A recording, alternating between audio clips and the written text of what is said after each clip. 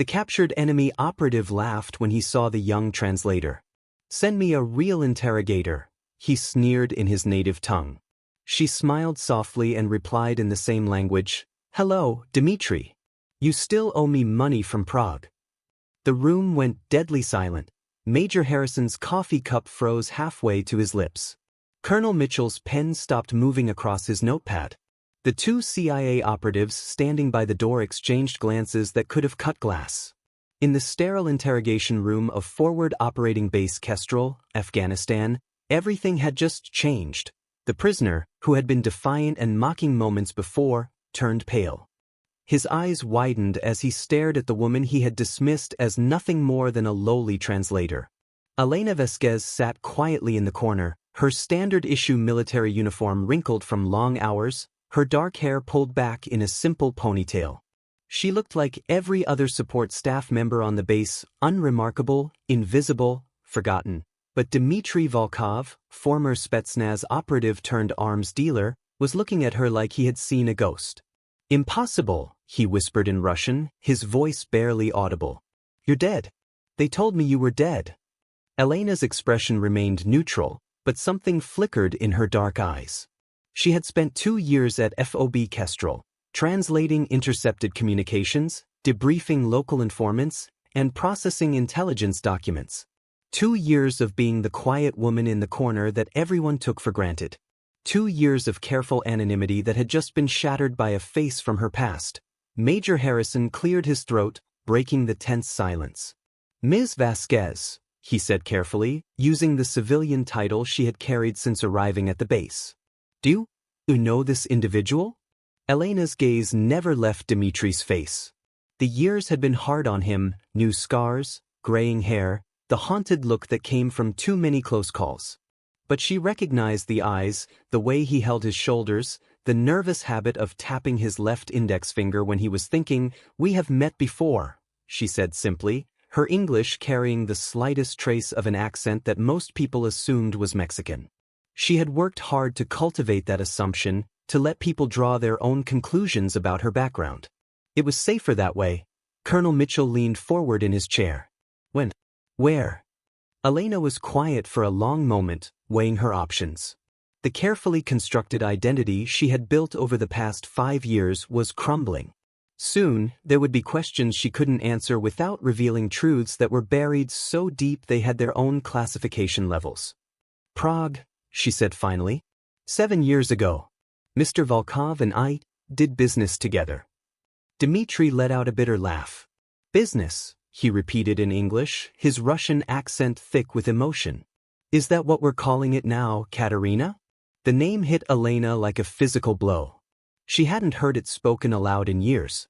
Katerina Kozlova, the identity she had abandoned, the life she had left behind, the woman who officially died in a car bombing in Minsk 5 years ago.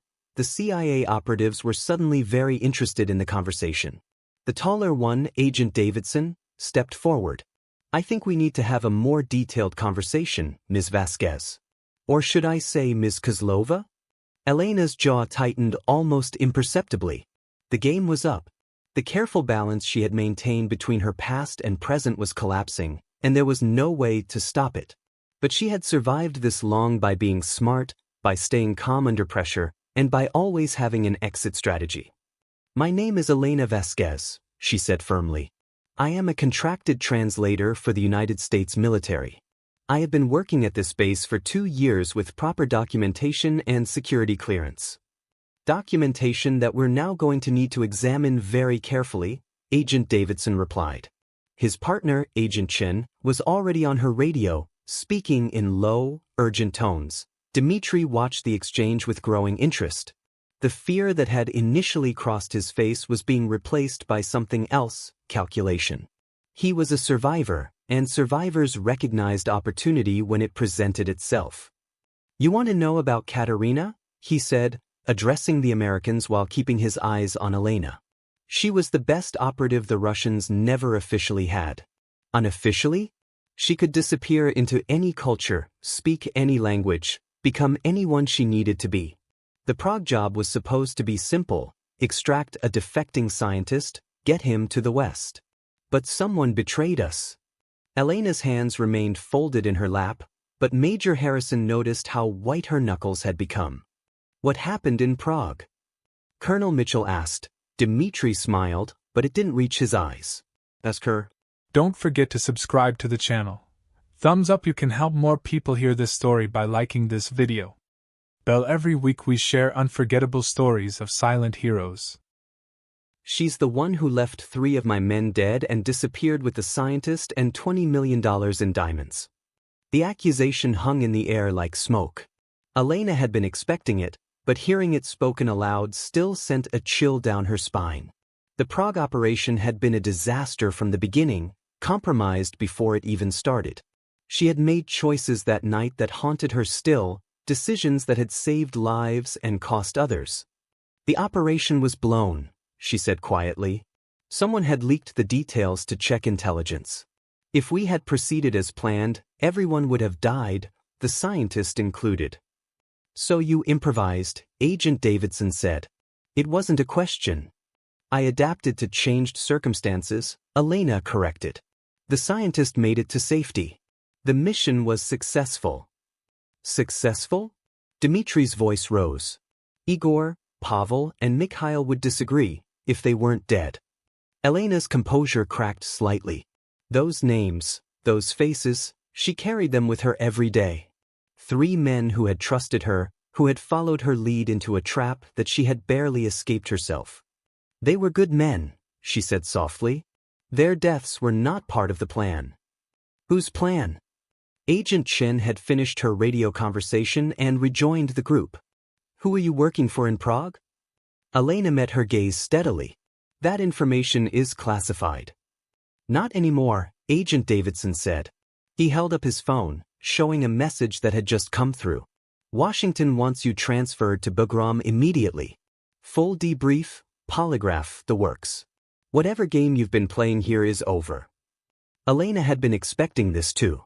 The moment Dmitri recognized her, she knew her time at FOB Kestrel was finished. The quiet life she had built, the simple routine of translation work and anonymity, was about to be swept away. But she wasn't the same woman who had fled Prague 7 years ago. That woman had been young, naive, believing that intelligence work was about serving her country and protecting innocent people. The woman sitting in this interrogation room had learned harder truths about loyalty, betrayal, and survival. I need to speak with Colonel Mitchell privately, she said. The colonel looked around the room, taking in the CIA agents, the prisoner who was watching everything with obvious amusement, and Major Harrison, who appeared to be trying to process information that didn't fit into any category he understood. Clear the room, Mitchell ordered. Everyone except Ms. Vasquez. There were protests from the CIA agents, but Mitchell's rank and his authority on the base carried weight. After several minutes of heated discussion, they reluctantly left, taking Dmitri with them but making it clear that they would be stationed just outside the door. When they were alone, Colonel Mitchell turned to Elena with an expression that mixed frustration with genuine concern. He was a good officer, one who cared about his people, and Elena had been his responsibility for 2 years. Elena, he said, using her first name for perhaps the first time since she had arrived at the base. I need to understand what's happening here. Are you who you say you are? Elena was quiet for a long moment, weighing her words carefully. Mitchell deserved some version of the truth, but there were limits to what she could reveal without putting more people at risk. My name is Elena Vasquez, she said finally. That is legal, documented, and true. I have worked as a translator for the U.S. military for 2 years, and I have never done anything to compromise American interests or endanger American personnel. But you used to be someone else. Yes. Someone who worked in intelligence. Yes. Mitchell rubbed his temples. For which government? Elena hesitated. This was the question she had hoped never to answer, but circumstances had forced her hand. Originally, the Russian Federation, she said quietly. But that relationship ended badly, as you might imagine. Jesus Christ, Mitchell muttered. I've had a former Russian intelligence operative translating classified documents for 2 years. Former, Elena emphasized. Very former. And my translations have been accurate and complete. I have never passed information to unauthorized parties or acted against American interests. But you have killed people. It wasn't a question, and Elena didn't treat it as one. Yes. Mitchell stood up and paced to the small window that looked out over the base. Elena could see him processing the implications, running through every conversation they had had, every document she had translated, every briefing she had attended. The Prague operation, he said eventually. You were working for someone else then? I was working for myself, Elena replied. The operation was supposed to extract a scientist who had developed chemical weapons for the Russian military. He wanted to defect, to give his research to the West. But someone had betrayed the operation to check intelligence, and they were planning to kill everyone involved, the scientist, my team, and the American contacts who were supposed to receive him. So you improvised. I saved who I could and eliminated the immediate threat. The scientist made it to CIA handlers in Vienna. His research helped develop countermeasures that have saved lives. And the 3 men who died. Elena's voice grew quieter. They were my responsibility.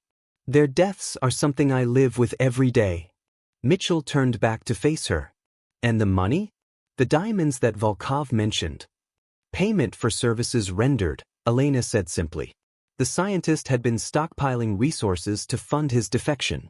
When the operation went sideways, I used those resources to ensure his safety and my own survival.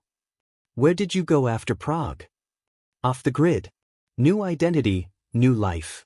I spent 2 years doing freelance translation work in South America before applying for the contractor position here. Mitchell sat back down, studying Elena's face. Why here? Why the military? Because I was tired of running, Elena said honestly. Because I wanted to do something useful with my skills, something that might balance the scales for some of the things I've done. And you never thought to mention your background during the security clearance process. Elena almost smiled. Colonel, if I had mentioned my background during the security clearance process, I would have been recruited by the CIA or killed by the Russians. There was no middle ground that allowed me to simply translate documents and live quietly. But now that middle ground is gone. Yes. They sat in silence for several minutes. Elena could hear voices in the corridor outside, the CIA agents coordinating with their superiors, making arrangements for her transfer to Bagram. Once she was in their hands, her fate would be determined by people she had never met, people who would see her as either an asset to be exploited or a threat to be eliminated. What happens now? Mitchell asked. Now I go to Bagram, answer their questions as honestly as I can, and hope that my service record here counts for something, Elena said.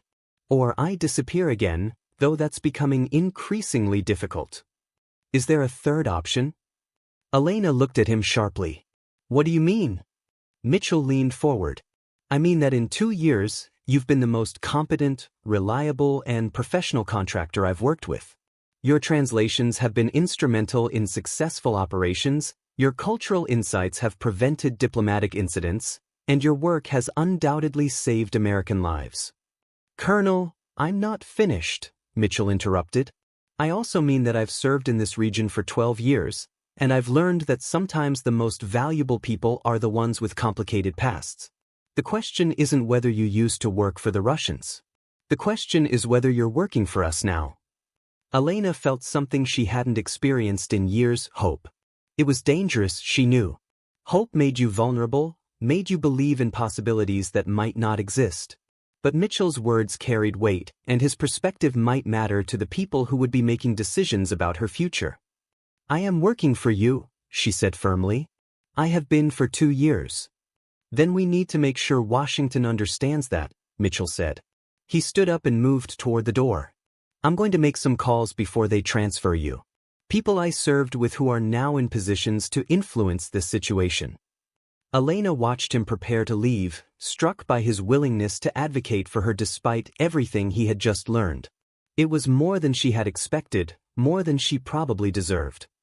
Colonel, she said as he reached for the door handle. There are things about my past that I can't tell you, things that remain classified at levels above both our clearances. If this goes badly, then we'll deal with it, Mitchell replied. But right now, I'm choosing to trust the person I've worked with for 2 years, not the ghost story I just heard. After he left, Elena sat alone in the interrogation room, processing the rapid sequence of events that had just shattered her carefully constructed life. She thought about Prague, about the choices she had made that night and the consequences that had followed.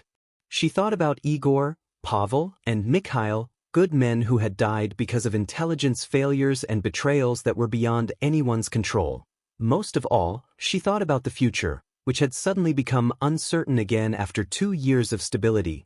The door opened, and Agent Davidson returned with Agent Chen and Major Harrison. Davidson carried a manila folder thick with documents, while Chen held a tablet displaying what appeared to be classified files. "Ms. Vasquez," Davidson said, settling into the chair across from her.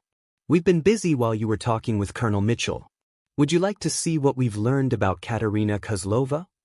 Elena kept her expression neutral. "I'm familiar with her background." Chen looked up from her tablet. "Are you familiar with Operation Blackwater?" Elena's blood ran cold, but she showed no reaction. Operation Blackwater was buried so deep that even mentioning its name required special authorization. If they knew about Blackwater, they knew everything. "I'm not familiar with that designation," she said carefully. Davidson opened his folder and pulled out a photograph. It showed a younger Elena, Katerina, standing next to a man in an expensive suit outside a hotel in Istanbul. The photo was grainy, obviously taken with a telephoto lens, but her face was clearly visible. "This was taken 3 years before Prague," Davidson said. "You were meeting with arms dealer Alexei Petrov to discuss the sale of chemical weapon specifications. According to our files, this meeting led to the development of nerve agents that were later used against civilians in Syria." Elena studied the photograph, remembering that day in Istanbul. Petrov had been confident, arrogant, convinced that he was manipulating her. He had no idea that every word of their conversation was being recorded, that the specifications he thought he was buying were carefully crafted disinformation designed to render the weapons ineffective. "Mr. Petrov received exactly what he paid for," she said quietly, "which was specifications that would produce compounds with a shelf life of approximately 6 hours in humid conditions," Elena replied. "The weapons he developed were essentially useless by the time they were deployed." Chun and Davidson exchanged glances. This information wasn't in their files. "You were running a deception operation," Chun said. "I was protecting civilian populations while maintaining operational cover," Elena corrected. "The intelligence Petrov received ensured that any weapons he developed would be ineffective, while allowing me to maintain my position within his network. A position you use to gather intelligence on other arms dealers and facilitate subsequent operations," Davidson continued, reading from his folder. "Including the Prague extraction, among others." Major Harrison, who had been quiet throughout the exchange, finally spoke up. "Ms. Vasquez, I have to ask, are you currently working for any foreign intelligence service?" "No." "Have you been in contact with any foreign intelligence operatives since arriving at this base?" "Not until today, when Mr. Volkov was brought in for interrogation." Agent Shin made notes on her tablet. "We're going to need details about every operation you participated in, every contact you maintained, every piece of intelligence you gathered or transmitted." Elena looked at each of them in turn. "That information is classified at levels above your clearances. I can provide general outlines, but specifics would require authorization from people who are very interested in talking to you," Davidson interrupted. "The transfer order came directly from the Deputy Director of Operations. This isn't a routine debrief, Ms. Vasquez. This is a full operational review." Elena nodded. She had been expecting this since the moment Dmitri recognized her. Her past was catching up with her, and there was no way to outrun it this time. "When do we leave for Bagram?" she asked. 2 hours, Chin replied. "You'll have time to pack personal items under escort." Elena thought about her small room in the contractor's quarters, the few possessions she had accumulated over 2 years of quiet living. Books in multiple languages, a small collection of photographs from places she could never revisit, a wooden box containing letters she would never send. The door opened, and Colonel Mitchell returned with a man Elena didn't recognize, tall, gray-haired, wearing the uniform of a full colonel, but with insignia she couldn't immediately identify. "Ms. Vasquez," Mitchell said, "I'd like you to meet Colonel James Reeves, Office of Strategic Intelligence." Elena's pulse quickened. Strategic intelligence was so classified that most military personnel didn't know it existed. If they were sending a representative here, it meant her situation was even more complex than she had realized. Colonel Reeves studied Elena with the calculating gaze of a man who had spent his career evaluating human assets. "Ms. Vasquez," he said, his voice carrying the authority of someone accustomed to being obeyed. "We need to talk." The CIA agents started to protest, but Reeves cut them off with a gesture. "We need to talk." The CIA agents started to protest, but Reeves cut them off with a gesture. "This conversation is happening under the authority of National Security Presidential Directive 47. Your presence is no longer required." Elena had never heard of NSPD 47, but the effect on Davidson and Chen was immediate. They gathered their files without argument and left the room, their expressions suggesting they were not happy about the development. When they were gone, Reeves took the seat across from Elena. "Katerina Kozlova," he said, using her real name. "Also known as Elena Vasquez, Maria Santos, and at least 6 other documented identities. You seem well informed, Colonel." "We've been tracking you for 5 years," Reeves replied. "Ever since you disappeared after the Prague operation. We know about your work with Russian intelligence, your subsequent freelance activities, and your decision to seek employment with U.S. military contractors." Elena waited. In her experience, intelligence officers rarely revealed information without expecting something in return. "What we don't know," Reeves continued, "is why someone with your skills and background has been content to work as a translator at a forward operating base in Afghanistan." "Perhaps I was tired of more complicated work," Elena suggested. Reeves smiled, but it didn't reach his eyes. "People like you don't retire, Ms. Kozlova. You were preparing for something, positioning yourself for an operation we haven't identified yet." Elena leaned back in her chair. "Colonel, with all due respect, sometimes the simplest explanation is the correct one. I wanted a quiet life, useful work, and the opportunity to use my skills in service of something worthwhile. I found that here. For 2 years. Yes. Until today." "Until today," Elena agreed. Reeves opened a tablet and showed Elena a satellite photograph of FOB Kestrel. "This base processes intelligence from across the region. Communications intercepts, human intelligence reports, operational planning documents. You've had access to all of it." "As part of my translation duties, yes. You could have gathered enough intelligence in 2 years to compromise dozens of ongoing operations, identify hundreds of human assets, and provide enemy forces with strategic advantages that would cost American lives." Elena met his gaze steadily. "I could have, but I didn't." "How do we know that?"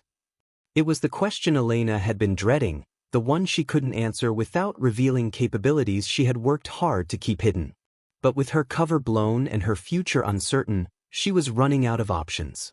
"Because if I had been working against American interests," she said quietly, "operations that succeeded would have failed, assets that remained safe would have been compromised, and intelligence reports that provided actionable information would have been worthless. You can verify this by reviewing the operational outcomes of every mission that relied on my translations." Reeves made notes on his tablet. "We will. But I'm more interested in your future than your past."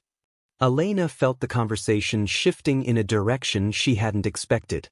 "My future is currently uncertain." "It doesn't have to be," Reeves replied. "The Office of Strategic Intelligence has need for someone with your unique skill set and background. Someone who understands multiple cultures, speaks multiple languages, and can operate effectively in ambiguous situations." Elena stared at him. After everything that had happened, after her cover being blown and her past being exposed, they were offering her another job. "You want to recruit me," she said. "We want to offer you an opportunity to serve American interests in a capacity that makes full use of your abilities," Reeves corrected. "The alternative is a prolonged investigation, possible prosecution for activities conducted under previous identities, and uncertain outcomes that serve no one's interests. Elena considered the offer. She had spent years trying to escape the intelligence world, seeking a simple life that didn't require constant vigilance and moral compromise. But perhaps that life had always been an illusion, a temporary refuge rather than a permanent destination. "What kind of work?" she asked. "The kind that prevents wars rather than fighting them," Reeves replied. "Intelligence gathering, diplomatic backchanneling, crisis intervention. Operations that require cultural sensitivity and linguistic expertise rather than military force." Elena thought about the 2 years she had spent at FOB Kestrel, the satisfaction she had found in work that felt meaningful and constructive. The offer Reeves was making seemed to promise similar satisfaction on a larger scale. "And my past activities would be classified and irrelevant to your new position," Reeves said. "Clean slate, new mission, full government support." Elena was quiet for a long moment, weighing her options. She could refuse, accept whatever investigation and prosecution might follow, and hope to eventually disappear again. Or she could accept Reeves' offer and continue using her skills in service of something larger than herself. "I would want assurances about operational parameters," she said finally. "Clear mission objectives, defined rules of engagement, and the authority to refuse assignments that conflict with my personal ethics." "Those terms are negotiable," Reeves replied. "The important thing is your willingness to consider the position." The door opened, and Major Harrison entered with Colonel Mitchell. Both men looked concerned about the rapid succession of developments. "Colonel Reeves," Mitchell said, "I need to understand what's happening with one of my contractors." "Ms. Vasquez is being offered an opportunity for continued service with the U.S. government," Reeves replied. "Her work here has been exemplary, and we believe her skills would be valuable in other contexts." Elena looked at Mitchell, the officer who had been willing to advocate for her despite learning about her complicated past. "Colonel, I want you to know that my work here has been the most satisfying of my career. I hope that counts for something." Mitchell nodded. "It does. Whatever you decide, you have my recommendation and my respect." Elena turned back to Reeves. "I need time to consider your offer." "You have until we reach Bagram," Reeves replied. "The transport leaves in 1 hour." As the meeting broke up and Elena was escorted to pack her belongings, she reflected on the strange twists of fate that had brought her to this point. A chance encounter with someone from her past had shattered her carefully constructed anonymity, but it might also have opened a door to a future she hadn't expected. In her small room, she gathered the few possessions that mattered to her, the books, the photographs, the wooden box with its precious letters. As she packed, she thought about the choices ahead of her, the opportunities and risks that each option presented. Outside her window, she could see the bustling activity of FOB Kestrel, soldiers and contractors going about their daily routines, most of them unaware of the drama that had just played out in their midst. It was a life she had found peaceful and purposeful, but it was a life that was now behind her. When the escort came to collect her, Elena was ready. She carried her single bag and walked with dignity toward whatever came next, knowing that she had spent 2 years proving to herself and others that she could use her skills for something worthwhile. The helicopter that would take her to Bagram was waiting on the landing pad, its rotors already spinning. As Elena climbed aboard, she caught sight of Dmitry Volkov being loaded onto a different aircraft. Their eyes met briefly across the tarmac, two people whose shared past had changed both of their futures. As the helicopter lifted off, Elena looked down at FOB Kestrel shrinking below them. The base had been her refuge, her chance to be someone other than the operative she had been trained to be.